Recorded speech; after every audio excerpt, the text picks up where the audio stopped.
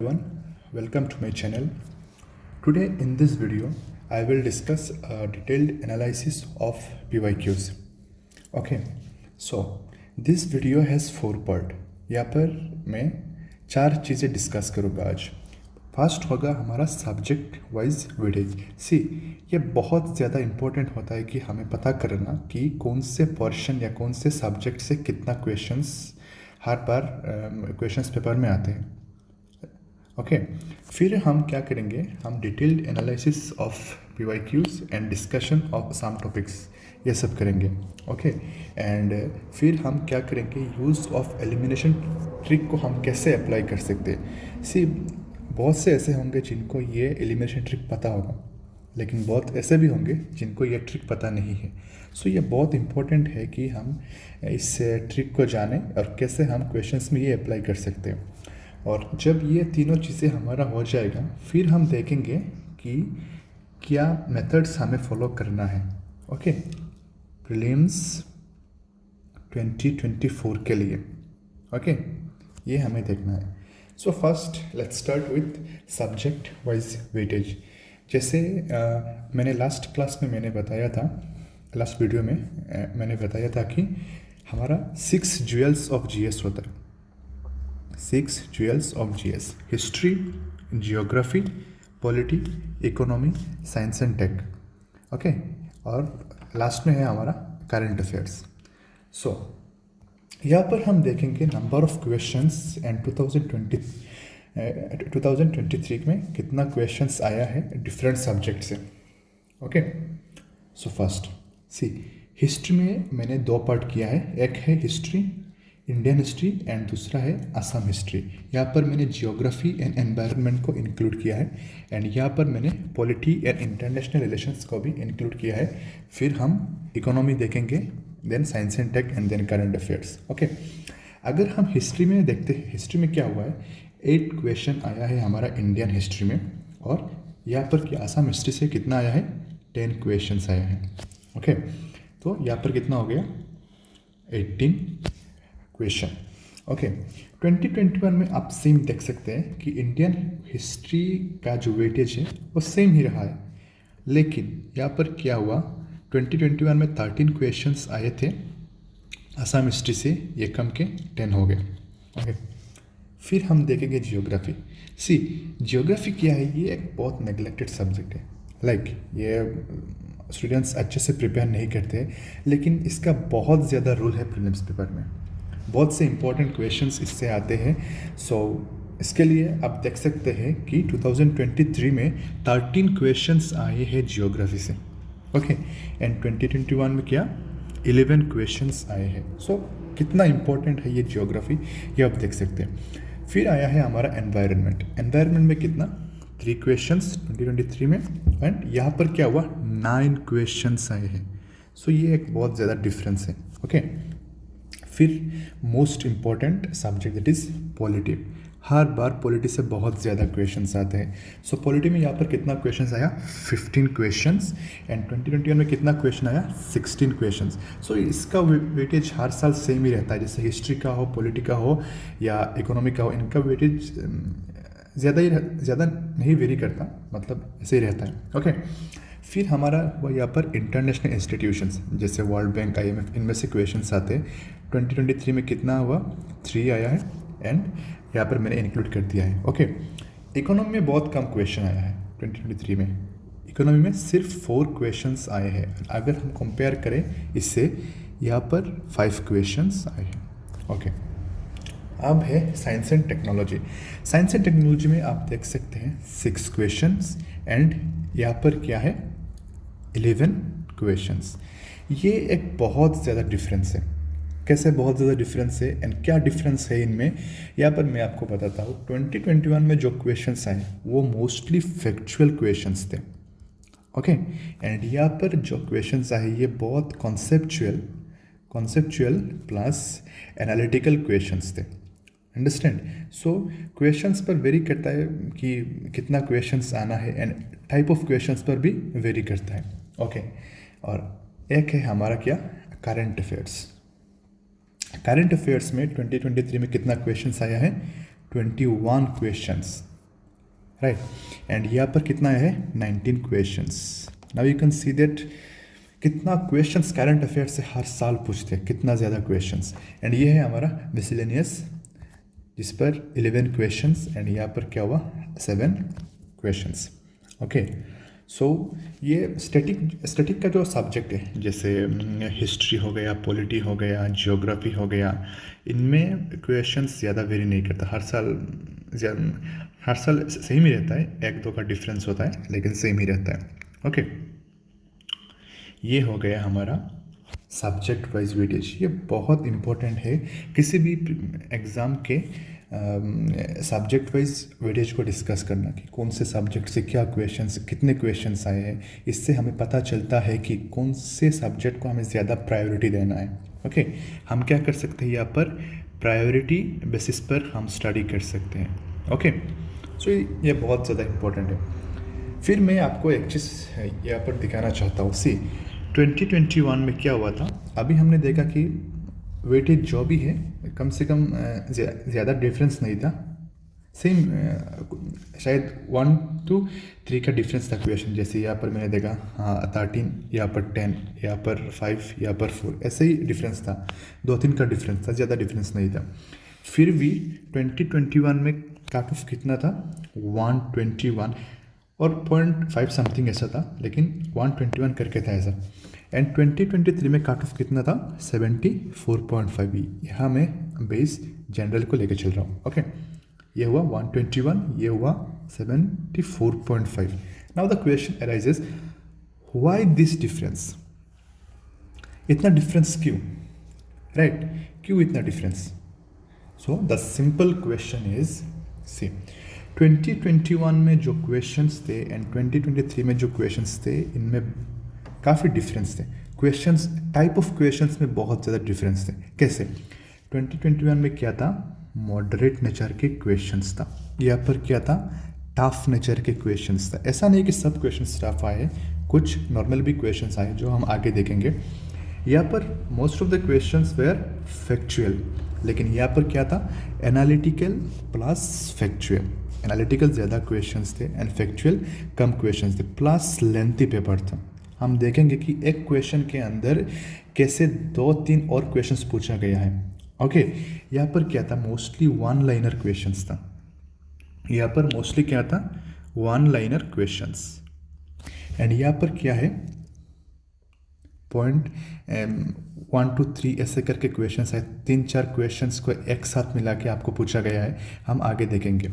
लेकिन एक चीज़ यहाँ पर दिया हुआ है कि हम यहाँ पर एलिमिनेशन ट्रिक को अप्लाई कर सकते हैं।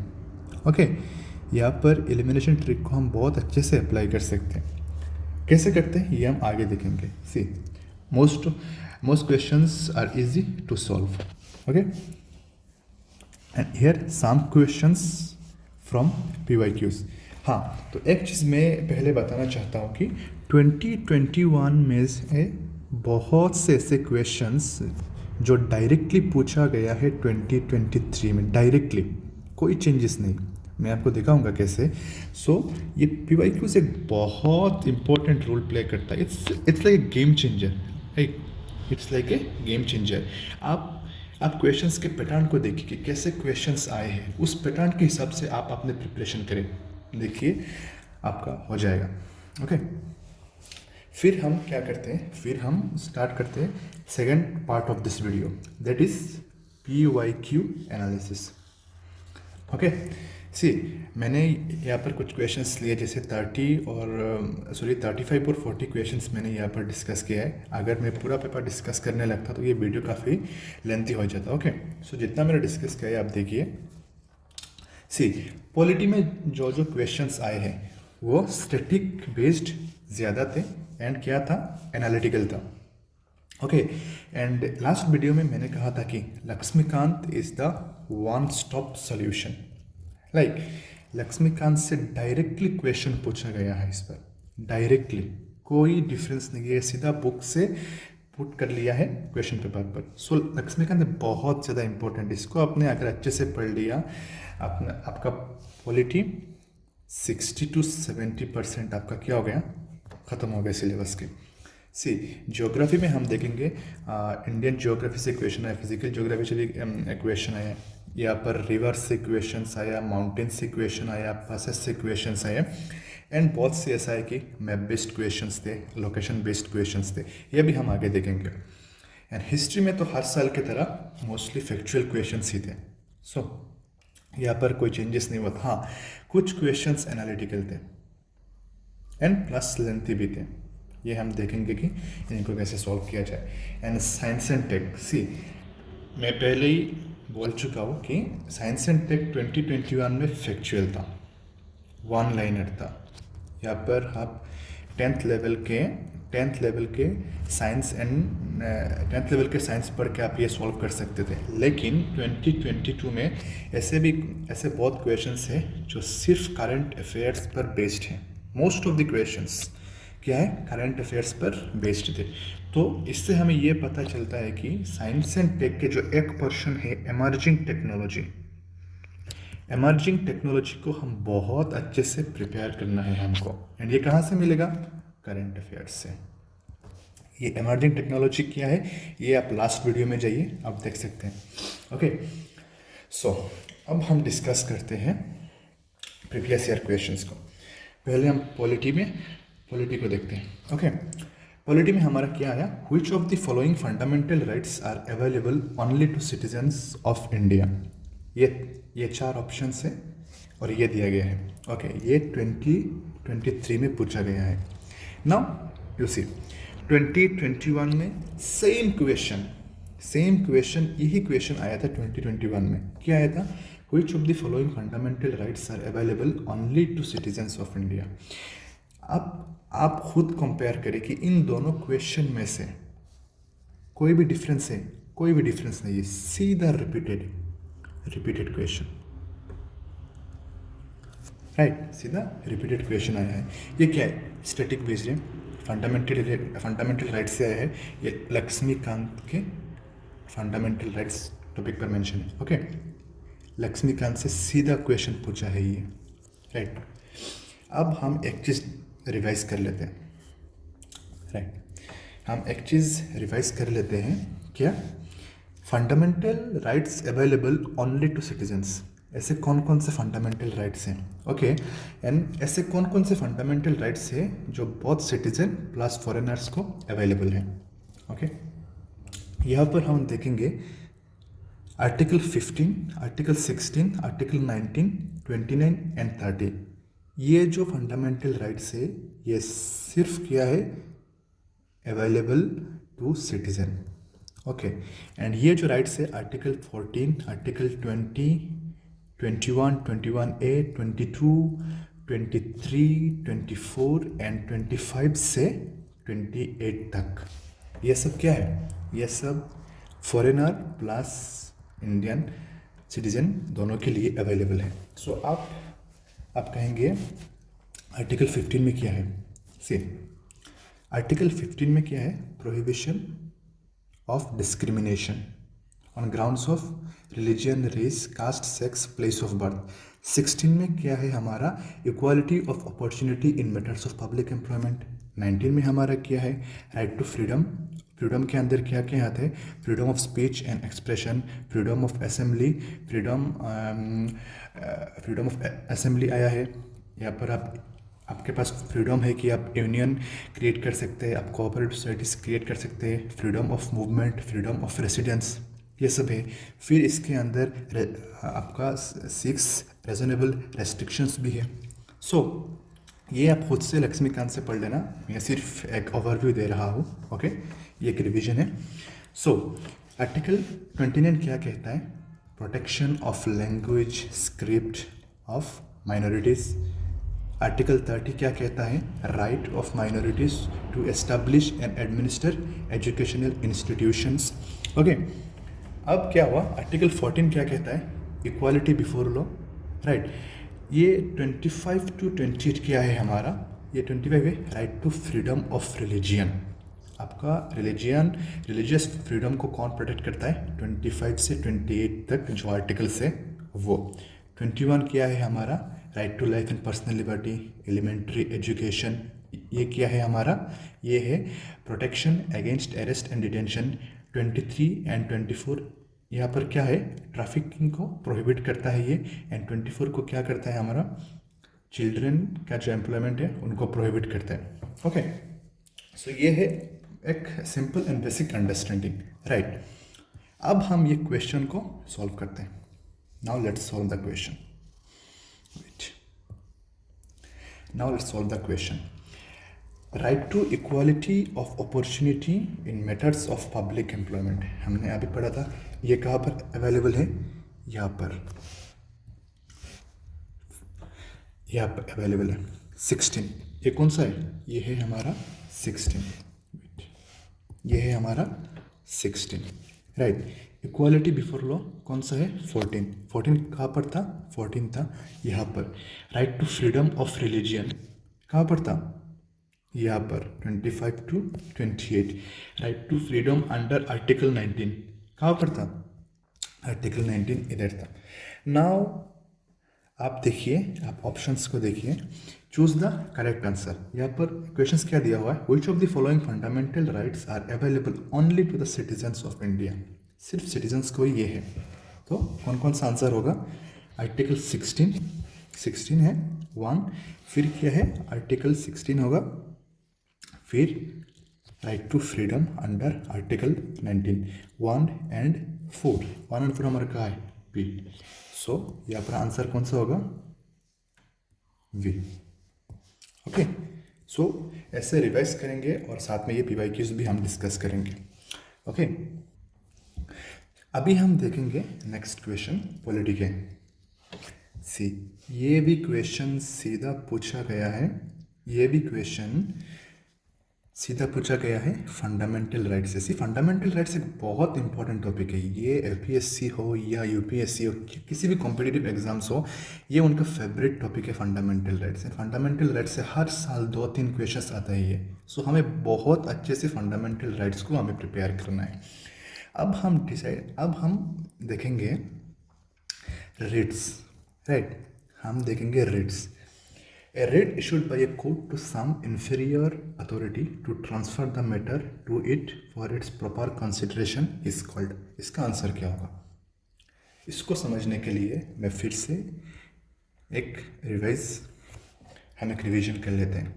ओके, सो जिनको इन रिट्स के बारे में पता है वो स्किप करके आगे जा सकते हैं। ओके, एंड सो यहाँ पर मैं पूरा सिंपली डिस्कस करूँगा, सिंपली जैसे लेमन टर्म में मैं डिस्कस करूँगा, जैसे आपको समझ आए। ओके, एंड बाकी आपको जाके बुक से पढ़ना होगा ये पूरा जानने के लिए। ओके, सो हमारे पास क्या होता है, हमारे पास 5 रिट्स होते हैं। क्या 5 रिट्स क्या क्या है, habeas corpus, mandamus, prohibition, सर्शियरी and quo warranto. ये है हमारे पास है। ये हेबियस कॉर्पस क्या है, सिंपली मैं समझाऊंगा हेबियस कॉर्पस।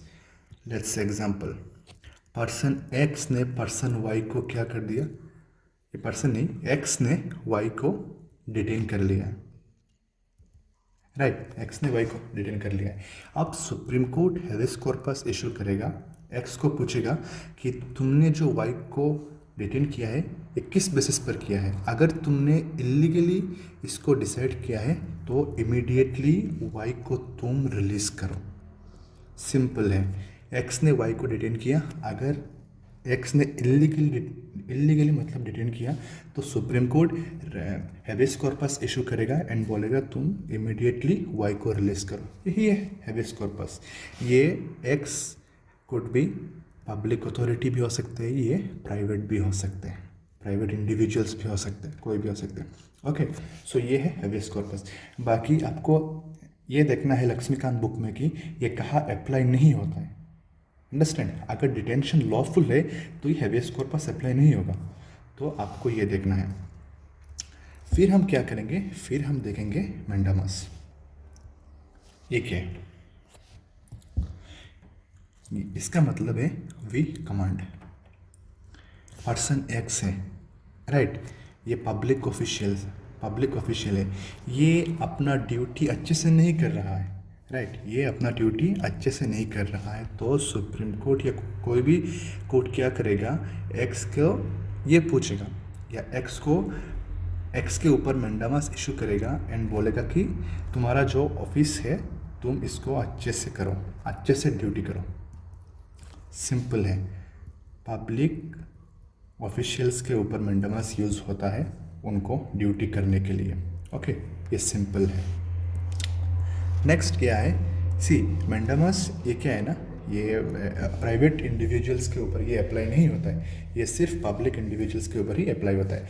फिर है हमारा क्या, पी मतलब प्रोहिबिशन। इसका नाम से पता चल रहा है प्रोहिबिशन मतलब क्या, टू फॉरबिड, टू स्टॉप, किसी को स्टॉप करना, प्रोहिबिट करना। किस लिए किसी को प्रोहिबिट करना है, ये हायर कोर्ट क्या करेगा, लोअर कोर्ट को इशू करेगा क्या, prohibition. Higher court lower court को बोलेगा कि तुम अपना जुरिस्डिक्शन को क्रॉस मत करो, तुम्हारा जो जुरिस्डिक्शन है तुम उस पर ही अपना काम करो, इससे बाहर तुम मत निकलो। ओके, अगर लोअर कोर्ट ने कभी अपना जुरिस्डिक्शन से बाहर जाकर कोई ऑर्डर या जजमेंट दिया, तभी हाई कोर्ट आएगा, आके बोलेगा कि ये तुम्हारा जुरिस्डिक्शन यही है एंड तुम इसी पर ही तुम्हें रहना है। ओके, तो ये है प्रोहिबिशन, प्रोहिबिट करना। किसको प्रोहिबिट करना, लोअर कोर्ट को प्रोहिबिट करना। क्यों प्रोहिबिट करना है, जुरिस्डिक्शंस को क्रॉस नहीं करना है। इट्स सिंपल, राइट, ये है सिंपल। बाकी आपको जाकर पढ़ना है लक्ष्मीकांत से, जैसे मैंने बताया, बाकी जानकारी के लिए।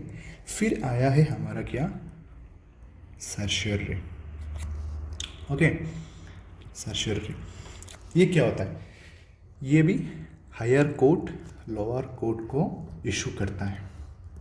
क्यों, फॉर एग्जांपल लोअर कोर्ट ने किसी ऑर्डर दिया या किसी जजमेंट्स दिया, इस जजमेंट में कोई एरर है, राइट, कोई एरर है या कोई ये प्रिंसिपल ऑफ नेचुरल जस्टिस को वायोलेट करता है, तो विक्टिम क्या करेगा, हायर कोर्ट पर जाएगा और जाके बोलेगा ऐसा ऐसा हुआ है, मेरे साथ गलत हुआ है, आप देख के दीजिए। तो हाई कोर्ट क्या करेगा, हाई कोर्ट इमीडिएटली सर्शियरी इशू करेगा एंड इशू करके लोअर कोर्ट के जो जजमेंट है या ऑर्डर है, अगर हाई कोर्ट को ये एरर लगे या लगे वायलेशन है, तो ये क्या करेगा, इस ऑर्डर को स्क्वाश कर लेगा। क्या करेगा, स्क्वाश करेगा। और एक स्क्वाश करेगा एंड दूसरा क्या है सॉरी, दूसरा हाई कोर्ट क्या करेगा, हाई कोर्ट बोलेगा भाई तुमसे नहीं हो पाएगा, तुम ये मैटर मुझ पर दे दो, मुझ पर ट्रांसफ़र कर दो, ये मैं खुद ही सॉल्व करूँगा, तुमसे नहीं हो पाएगा। सो ये सिंपल है। ओके, आपको समझ आया सर्शियरी। नेक्स्ट हमारा लास्ट रह गया है क्या, क्विओ वारंटो। कहाँ गए भाई, क्विओ वारंटो। ओके, ये हमारा क्या होगा, वही हम सिंपल भाषा में हम ये समझेंगे, ये क्विओ वारंटो ये है, अगर कोई पर्सन एक्स, राइट, कोई एक्स पर्सन ये पब्लिक ऑफिशियल्स को क्लेम करता है जो कि वो है नहीं। फॉर एग्जांपल एक ऐसे इंडिविजुअल जो पब्लिक ऑफिशियल्स को या पब्लिक ऑफिस को ये क्लेम नहीं करता है, या ऐसा है कि सी लिव, ये एग्जांपल नहीं होगा, पर्सन एक्स ये एक प्राइवेट बंदा है।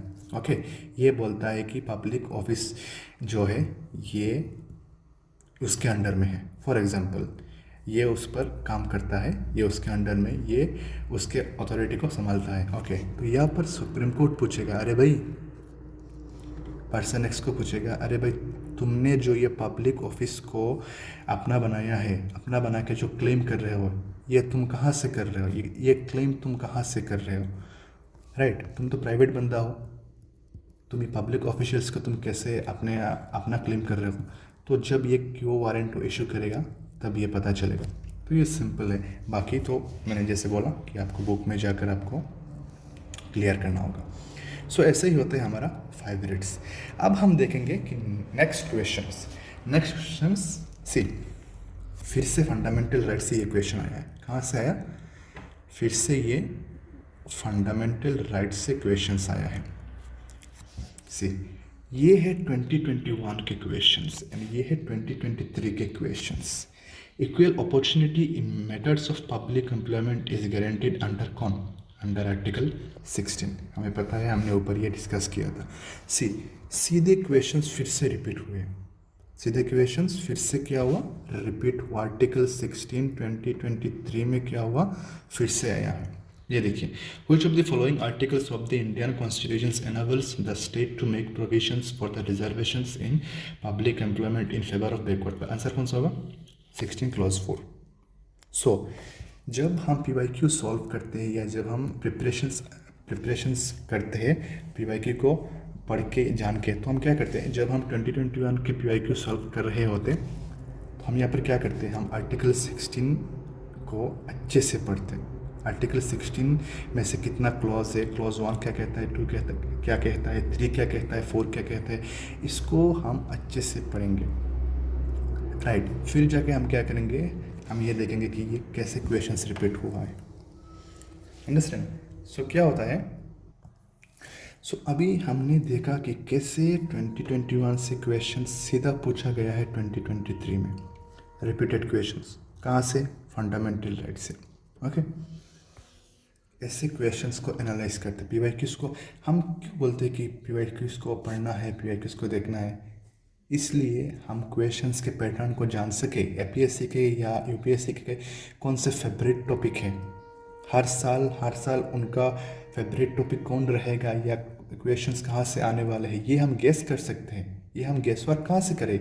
PYQ जब हम अच्छे से एनालिसिस करेंगे। ओके, अब हम ये देखेंगे कि गवर्नर से क्वेश्चंस कैसे रिपीट हुए हैं।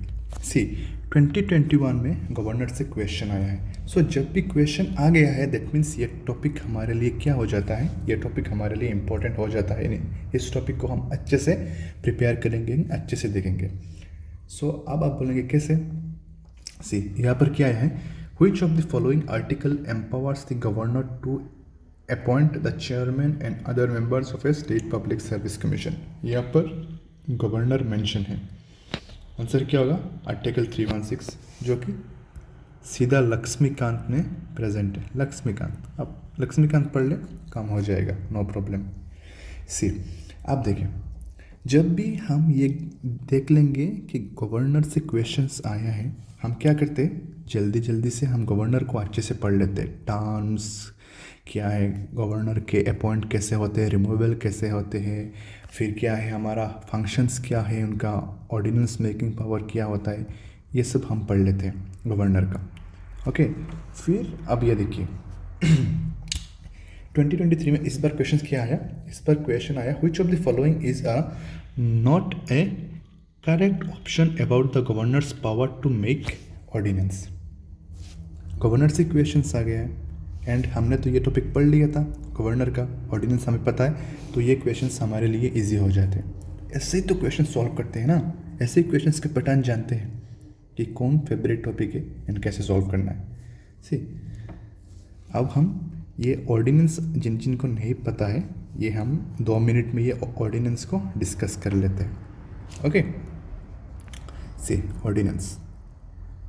ऑर्डिनेंस इस सिंपल भाषा में मैं डिस्कस करूँगा जैसे पहले किया था। ऑर्डिनेंस क्या होता है, जैसे पार्लियामेंट में या स्टेट लेजिस्लेचर में पावर होता है लॉ बनाने का, ऐसे ही गवर्नर एंड प्रेसिडेंट को एक पावर दिया गया है कि वो टेम्पररी पीरियड के लिए लॉ बना सके। For what? टेम्पररी पीरियड के लिए लॉ बना सके। तो ये क्या है? Ordinance is a law making power given to president and home governor. यहाँ पर हम देखेंगे, हम गवर्नर को देखेंगे। ओके, तो ऑर्डिनेंस कब प्रोमलगेट कर सकते हैं गवर्नर? जब स्टेट लेजिस्लेचर में, अगर बाइकैमरल लेजिस्लेचर है, स्टेट लेजिस्लेचर में अगर दोनों हाउस सेशन में नहीं है वन, और अगर वन हाउस सेशन में नहीं है, तब ये गवर्नर क्या करेंगे, ऑर्डिनेंस को प्रोमलगेट कर सकते हैं। ओके, ये टेम्पररी पीरियड के लिए होते हैं ऑर्डिनेंस, ये फिर जाकर हाउस में पास करना होता है, अदरवाइज ये बंद हो जाता है ऑर्डिनेंस। ओके, फिर क्या, फिर है which of the following is not a correct option about the governor's power to make ordinance। First option हम देखते हैं। फर्स्ट ऑप्शन हमारा क्या है? फर्स्ट ऑप्शन से है हमारा the governor may promulgate ordinance when legislature और both the houses thereof are in session. हमने अभी डिस्कस किया है, ऐसा नहीं है बोथ द हाउसेस जब सेशन में नहीं होंगे या एक हाउस सेशन में नहीं होंगे तभी क्या होगा, ऑर्डिनेंस प्रोमलगेट कर सकते हैं कौन? गवर्नर। हम पहले सब पॉइंट को हम डिस्कस करते हैं, फिर जाके हम ये आंसर पर आएंगे। Article 213 of the constitution empowers the governor to promulgate ordinance. ये भी करेक्ट है, लेकिन आप मुझे एक चीज़ बताइए, ये प्रेसिडेंट का जो है, ये president under which article promulgate ordinance? ये बहुत सिंपल है, ये आपको बताना है, आप कमेंट में बता सकते हैं। सी में क्या है, द ऑर्डिनेंस में be withdrawn by the governor at any time. ये भी करेक्ट है भाई। It is not A discretionary power of the governor. ये भी करेक्ट है। गवर्नर या प्रेसिडेंट ये अपना मनमर्जी कभी नहीं कर सकते। वो क्या करते हैं, वो council of ministers plus headed by chief minister और प्राइम मिनिस्टर उनके एड एंड एडवाइस से काम करते हैं। सो ये जो ऑर्डिनेंस मेकिंग पावर है ये उनके पास डिस्कशन नहीं है। अंडरस्टैंड? ये डायरेक्टली, ये चारों ऑप्शंस डायरेक्टली मेंशन है कहाँ पर? लक्ष्मीकांत में। ये कहीं बाहर से नहीं आया है, ये बुक से ही आया है, ये स्टैटिक है। सो आपको बुक को अच्छे से पढ़ना है, लक्ष्मीकांत को आपको बहुत ज़्यादा अच्छे से पढ़ना है। Okay, now move to next question. See, इसका आंसर क्या होगा? सॉरी मैंने नहीं बताया, इसका आंसर है ऑप्शन ए। ओके, सेम हम यहाँ पर देखेंगे, which of the following statements are not correct. Please अभी ये क्वेश्चन जब पढ़ेंगे इसको मार्क करिएगा, कहाँ पर नॉट करेक्ट दिया हुआ है और इनकरेक्ट स्टेटमेंट बोला है, ये आपको देखना है। Which of the following statements are not correct. यहाँ पर क्या करना है, इन तीनों में से हमें निकालना है कौन सा इनकरेक्ट है। ओके, क्वेश्चन हम बाद में पढ़ेंगे, पहले हम ऑप्शंस देखते हैं। ओनली 1 2 3। यहाँ पर क्या होगा, तीनों ऑप्शंस करेक्ट नहीं होगा। ये ऑप्शंस हमें बता रहे हैं यहाँ पर तीनों ऑप्शंस करेक्ट नहीं होगा। एक क्वेश्चंस करेक्ट होगा और दो ऑप्शंस करेक्ट हो सकते हैं, तीन नहीं हो सकते। तो यहाँ पर पहले हमको रॉन्ग ढूंढना है, इसके पहले हम थोड़ा सा रिविजन कर लेते हैं। ओके, आर्टिकल 3 क्या बताता है? Internal readjustment of Indian territory. क्या है? Internal readjustment of Indian territory मतलब फॉर्मेशन ऑफ स्टेट। आर्टिकल 3 कहता है formation of state by separating territory. Okay, एक न्यू स्टेट गवर्नमेंट बना सकता है। कैसे बना सकता है? इंटरनल टेरिटरी को डिवाइड करके। कैसे? एग्जाम्पल क्या? एग्जाम्पल है हमारा आंध्र प्रदेश। आंध्र प्रदेश क्या हुआ था? आंध्र प्रदेश डिवाइड होके क्या बना था? तेलंगाना बना था। उत्तराखंड, उत्तर प्रदेश से निकला हुआ क्या? उत्तराखंड। सो ऐसे बहुत स्टेट्स हैं। ओके, सो फॉर्मेशन, आर्टिकल 3 कहता है formation of new states bye separating territory. और क्या है हमारा? दो टेरिटरी को एक साथ जोड़ के हम क्या कर सकते हैं? Form a new state. ये और भी बताता है आर्टिकल 3 क्या कहता है? Increase the area of an state, decrease the area, diminish the area, alter the area और change the area of any territory. ये है सिंपल आर्टिकल 3 जो हमें बताता है। अब क्वेश्चंस में क्या दिया हुआ है? क्वेश्चंस में ये कहा है कि न्यू स्टेट्स या आर्टिकल 3 के अंदर प्रेसिडेंट्स का क्या रूल हो सकता है या पार्लियामेंट कैसे न्यू स्टेट्स बना सकता है। ओके, ये सिंपल है, आप देखिए। पार्लियामेंट चाहता है तेलंगाना को, आंध्र प्रदेश को ब्रेक करके तेलंगाना बनाया जाए। ये पार्लियामेंट ने डिसाइड किया। पार्लियामेंट के एक रिपोर्ट बनाया, एक बिल बनाया है। पार्लियामेंट कहाँ गया है? प्रेसिडेंट के पास। प्रेसिडेंट को बोला भाई मुझे ये एक न्यू स्टेट क्रिएट करना है, आप मुझे परमिशन दीजिए। सी, यहाँ पर प्रायर रिकमेंडेशन ऑफ प्रेसिडेंट चाहिए। This is most important, prior recommendation of president. कौन कौन से ऐसे बिल है जो पार्लियामेंट में इंट्रोड्यूस करने से पहले प्रेसिडेंट की प्रायर रिकमेंडेशन चाहिए? प्लीज़ आप मेंशन करें कमेंट में। ओके, सो यहाँ पर प्रायर रिकमेंडेशन चाहिए किसका? प्रेसिडेंट का। प्रेसिडेंट क्या करेंगे? प्रेसिडेंट इस रिपोर्ट को स्टेट लेजिस्लेचर पर देंगे। कहाँ पर? आंध्र प्रदेश के स्टेट लेजिस्लेचर पर ये सबमिट करेंगे। वहाँ पर क्या होगा उसको डिस्कस करेंगे, जो भी एमएलएज वगैरह है वो आपस डिस्कस करेंगे। डिस्कस करके वो इनका व्यू और रिव्यू क्या करेंगे? प्रेसिडेंट को देंगे। अब फॉर एग्जांपल आंध्र प्रदेश के स्टेट लेजिस्लेचर ने बोला कि हमको ये आंध्र प्रदेश को डिवाइड नहीं करना है, हमको मंजूर नहीं है आपके ये जो बिल है या जो भी है आपका प्रपोजल्स, हमको ये मंजूर नहीं है। तो प्रेसिडेंट बोलेंगे कोई नहीं, मुझे कोई फ़र्क नहीं पड़ता, मुझे कोई फ़र्क नहीं पड़ता, क्योंकि ये जो तुम्हारा रिव्यू है ये बाइंडिंग नहीं है, तुम कुछ भी कर लो, हमने तो डिसाइड कर लिया है कि आंध्र प्रदेश से तेलंगाना क्रिएट करना ही है, ये हमने डिसाइड कर लिया है। सो अब क्या करेंगे? अब जब ये रिपोर्ट और ये रिव्यू रिटर्न आएगा प्रेसिडेंट के पास, तो प्रेसिडेंट बोल सकते हैं पार्लियामेंट को कि भाई आप ये बिल पास करो, तो ये बिल सिंपल मेजॉरिटी से पास होगा एंड तेलंगाना बन जाएगा। नाउ अब ऑप्शंस को देखते हैं। सी options. The President of India is required to refer such a bill to the affected state in order to know their views। हाँ भाई, तुम आंध्र प्रदेश के घर मतलब तोड़ रहे हो, तब तो एटलीस्ट उनको तो बताना पड़ेगा ना, राइट? ये क्या करेंगे? प्रेसिडेंट ये रिपोर्ट कहाँ सबमिट करेंगे? अभी हमने पढ़ा था स्टेट लेजिस्लेचर में कि भाई मैं तुम्हारा घर तोड़ रहा हूँ। ओके, फिर क्या होगा? तो ऑप्शन 1 क्या है हमारा? करेक्ट है। जब ऑप्शंस यहाँ पर हम एलिमिनेशन टेक्निक को आपको दिखाएंगे कि कैसे अप्लाई करते हैं। ऑप्शन 1 हमारा क्या हो गया? करेक्ट हो गया। The president is bound to accept the opinion view of the affected state. यहाँ पर क्या हुआ? बाउंड। प्रेसिडेंट को कोई फ़र्क नहीं पड़ता है कि तुम क्या व्यू हमको दे रहे हो, कोई फ़र्क नहीं पड़ता है। उन्होंने कहा आंध्र प्रदेश को तोड़ना है मतलब तोड़ना है। ओके, तो ये क्या हो गया? ये इनकरेक्ट स्टेटमेंट हो गया। अभी क्या है? The parliament can not introduce a bill to this effect without the prior recommendations of the president. Okay, ये भी क्या है हमारा? ट्रू है। पार्लियामेंट क्या करेंगे? जब तक प्रेसिडेंट प्रायर रिकमेंडेशंस नहीं देंगे वो क्या करेंगे? ये बिल को इंट्रोड्यूस नहीं कर सकते। ये भी है हमारा क्या? Correct statement. ओके, सो अभी हमको पता है आंसर क्या है। आंसर क्या होगा? ओनली ट्रू हमारा आंसर होगा। लेकिन हम यहाँ पर एलिमिनेशन टेक्निक को यूज़ करते हैं। ओके, कैसे करेंगे? ओनली 1 हमारा क्या है? करेक्ट स्टेटमेंट है, सो ये नहीं होगा। हमको क्या निकलना है? इनकरेक्ट निकलना है। ओनली 3 क्या है?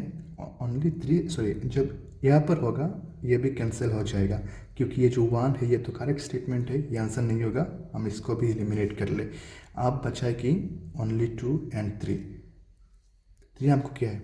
हमको पता है, हम 3 को भी ख़त्म कर लेते हैं। अपने आप क्वेश्चंस के आंसर निकल गए। ओके, सो ऐसे एलिमिनेशन टेक्निक यूज़ हम करते हैं। हम आगे और भी क्वेश्चंस में देखेंगे कि एलिमिनेशन टेक्निक हम कैसे यूज़ कर सकते हैं। सी APSC 2022 में यही तो चेंजेस किया है ना, 23 में यही तो चेंजेस किया है ना। कितना 3 ऑप्शंस एक साथ दिया हुआ है, राइट? ये यूपीएससी पैटर्न के क्वेश्चंस हैं, ओके, फिर हम कहाँ जाते हैं? Next question, which of the following features of federalism is are not found in the Indian constitution. ये बेसिक पॉलिटी है, ये बेसिक है। यहाँ पर क्या है? ये तीनों 1, 2, 3 करेक्ट स्टेटमेंट है। यहाँ पर क्या है? फेडरल जुडिशरी, ये इंडिया में नहीं है, ये इंडियन फेडरलिज्म के फीचर्स नहीं है। तो जब हमें पता है 4 करेक्ट नहीं है, तो हम यहाँ पर क्या करेंगे? 4 को ख़त्म कर देंगे। क्या हुआ? ओनली 2 एंड 3 क्या हुआ? नहीं, सॉरी, यहाँ पर क्या हुआ? हमें पता है जो फेडरल जुडिशरी जो है ये क्या है? इनकरेक्ट स्टेटमेंट है। बाकी 3 क्या है? करेक्ट है। तो यहाँ पर 1 भी करेक्ट है, ये नहीं हो सकता। 2 भी करेक्ट है, ये भी नहीं हो सकता। यहाँ पर भी नहीं हो सकता। तो बाकी क्या बचा है? ओनली 4। ओके, नेक्स्ट हम डिस्कस करते हैं ये इकोनॉमिक के क्वेश्चन सी, ये 2021 में क्वेश्चन में पूछा गया है। जीएसटी काउंसिल के बारे में पूछा गया है 2021 में। नाउ आप देखिए 2023 में see the same questions GST council पूछा गया है। It is chaired by prime minister of India. ये यहाँ पर पूछा गया है, इनकरेक्ट स्टेटमेंट है। एक्चुअली ये क्वेश्चन से पूरा इनकरेक्ट स्टेटमेंट है, क्योंकि GST council is not a statutory body, it's a constitutional body. So यहाँ पर क्या गड़बड़ है मुझे तो पता नहीं, लेकिन यहाँ पर ये रॉन्ग मेंशन किया हुआ है। सो अब देखें जीएसटी काउंसिल क्या है, 2021 से डायरेक्टली पूछा कहा गया है यहाँ पर। तो अगर 2021 के क्वेश्चंस को हम पहले अच्छे से एनालाइज कर लेते, जीएसटी काउंसिल में क्या है, कौन कॉन्स्टिट्यूट करते हैं जीएसटी काउंसिल को, इसका रूल क्या है, क्वारम क्या है, मेंबर्स कितने हैं, ये सब अगर हम पढ़ लेते तो ये क्वेश्चंस हमारे लिए इजी हो जाता। कैसे? सो यहाँ पर हम देखेंगे जीएसटी काउंसिल चेयर कौन करता है, चेयरमैन कौन है, फाइनेंस मिनिस्टर, राइट। कौन है, फाइनेंस मिनिस्टर। अभी हमको पता है कि जीएसटी काउंसिल के, फॉर एग्जांपल हमको पता है जीएसटी काउंसिल के मेंबर है फाइनेंस मिनिस्टर, बाकी 2 पॉइंट्स हमें नहीं पता। For example cabinet committee on parliamentary affairs या नीति आयोग के हेड कौन है, ये हमको नहीं पता। सी यहाँ पर हम देखेंगे बी में 2 कहाँ पर है, बी में 2 एक यहाँ पर है एंड बी में 2 एक यहाँ पर है। दैट मीन्स ये दोनों क्या हो जाएगा, हमारा एलिमिनेट हो जाएगा, एलिमिनेट हो जाएगा। हमारा कौन कौन से बाकी है, बी एंड सी। यहाँ पर बी हम ए को चेक नहीं करेंगे, क्यों चेक नहीं करेंगे, ए यहाँ पर भी सेम है, यहाँ पर भी सेम है। ओके, हम बस देखेंगे सी को या डी को, किसी भी एक को हम देखेंगे। सी नीति आयोग में जो चेयरमैन है वो कौन है, प्राइम मिनिस्टर, ये हम सबको पता है। ये एक लक्ष्मीकांत में डायरेक्टली मेंशन हुआ है, राइट। ये बेसिक अंडरस्टैंडिंग है, आप जब नीति आयोग पढ़ेंगे तब आपको पता चला जाएगा। नीति आयोग का चेयरमैन कौन है, प्राइम मिनिस्टर ऑफ इंडिया। सो जब हमें पता है सी क्या है, सी 4 है, तो ये अपने आप एलिमिनेट हो जाएगा और आंसर कौन आ जाएगा, आंसर आ जाएगा बी। ये है क्या, elimination technique, art of solving question, art of solving question. यहाँ पर हम लॉजिकल गैसिंग भी यूज़ कर सकते हैं। देखो कैसे करते हैं, वी को हमने निकाला, बाकी 2 को हमने एलिमिनेट कर दिया। ऐसे ही होता है एलिमिनेशन टेक्निक का use. So it's very important, right. फिर हमारा क्या आया, फिर हमारा आया नेक्स्ट क्वेश्चन, ये करंट अफेयर से क्वेश्चन है, see repeated question. FIFA world cup के बारे में पूछा 2021 में, सेम फीफा वर्ल्ड कप के बारे में पूछा कहाँ पर, 2023 में। देखें, अब आप देखें कि क्वेश्चन कैसे रिपीट होते हैं, राइट। ये क्या था, ये एक हॉट टॉपिक था फीफा वर्ल्ड कप उस टाइम पर, तो सेम क्वेश्चन रिपीट क्या हो गया था 2023 में। अब हम सॉल्व करते ही है। FIFA world cup football 2022 will be hosted by कौन, ये तो आंसर पता है, कतर। और आप मुझे एक और चीज़ बताइए, 2026 के जो फीफा वर्ल्ड कप है इसमें 3 कंट्रीज हैं, एक है कौन, कनाडा, दूसरा है अमेरिका, और तीसरा कौन है, ये आप कमेंट पर मुझे मेंशन करें, तीसरा कौन है। 3 कंट्री जॉइंटली मिलके ये करेंगे, ओके। अब ये इस क्वेश्चंस को हम देखते हैं। सी ये क्वेश्चन सॉल्व करने से पहले यहाँ पर 4 ऑप्शंस दिया हुआ है ना, 1 2 3 4, हम पहले यहाँ पर देख लेते हैं, पहले हम यहाँ पर देख लेते हैं। सी इन चारों में से यहाँ पर डायरेक्टली मेंशन हुआ है कि आपको सिर्फ दो क्वेश्चंस को ही करेक्ट करना है, मतलब ये 4 करेक्ट नहीं है, हमको सिर्फ रॉन्ग ढूंढना है। यहाँ पर रॉन्ग कौन सा है, ये अब इतना बड़ा क्वेश्चन देख के आप मतलब डरिएगा मत, ये बहुत इजी क्वेश्चंस है। कैसे इजी क्वेश्चंस है, एंड ये फैक्चुअल क्वेश्चंस भी है। ये ऑप्शंस हमें बता रहे हैं कि भाई इनमें से सिर्फ 2 ही ऑप्शंस करेक्ट हैं, बाकी 2 रॉन्ग हैं, ओके। से फीफा वर्ल्ड कप में ये तो जैसे मैंने बताया ये हॉट टॉपिक था हर जगह मेंशन था कि गोल्डन बॉल जो है, गोल्डन बॉल किसको मिला, मेसी को, एंड गोल्डन बूट किसको मिला, एम्बापे को। सो ये बेसिक करंट अफेयर्स है, राइट। ये बहुत से बेसिक करंट अफेयर्स है ये। अब हम इसे सॉल्व करेंगे। The golden boot award for the tournament was given to Lionel Messi. ये क्या हो गया हमारा? गलत स्टेटमेंट है। जब ये गलत है, ओनली वन गलत, ये भी गलत। अब हमारा क्या है, 2 और 3 में कौन सा करेक्ट है?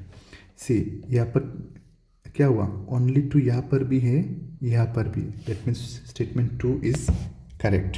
अब हमें देखना है कि गोल्डन बॉल जो है वो क्या मेसी को मिला था? The golden ball award of the tournament was given to Lionel Messi. Yes, directly mention. तो क्या हुआ हमारा, ये स्टेटमेंट भी हमारा करेक्ट हो गया। आंसर कहाँ आया? Both 2 and 3। यहाँ पर अब देखें कैसे मैं इस क्वेश्चंस को लॉजिकल गेसिंग से प्लस एलिमिनेशन टेक्निक से मैंने ये सॉल्व किया। आप शायद बोल सकते हैं यहाँ पर लॉजिकल गेसिंग कहाँ है? सी, मैंने यहाँ पर आपको दिखाया कि 2 क्वेश्चंस करेक्ट होगा, ज़्यादा करेक्ट नहीं होगा, 2 ही क्वेश्चंस करेक्ट होगा। हमें बस एक रॉन्ग ढूंढना है, एक रॉन्ग। हमने एक रॉन्ग ढूंढ लिया, हमारा 2 ऑप्शंस एलिमिनेट हो गए। इनमें से